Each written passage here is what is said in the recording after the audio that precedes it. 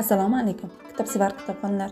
Ohangaron shahar axborot kutubxona markazi aqlli, zukko, bilimga chanqoq bolajonlar uchun yozuvchi Xudoyberdi To'xtaboyevning Uch sayyohning safari nomli kitobini o'qishni tavsiya etadi.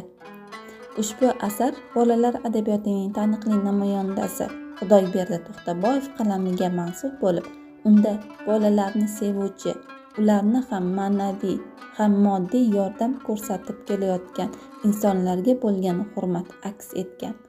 Kitobdagi asosiy qahramonlar aka-uka Omonboy va Davronboy haqidadir.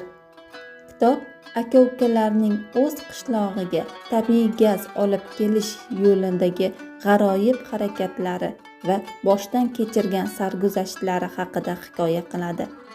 Asar yozuvchiga xos bo'lgan quvnoq va beg'ubor yumor bilan sug'orilgan bo'lib, yosh kitobxonlarni mas'uliyatli va fidoyi bo'lishga undaydi. Aziz bolajonlar, ushbu kitobni o'qishni xohlasangiz, Ohangaron shahar axborot kutubxona markaziga tashrif buyuring.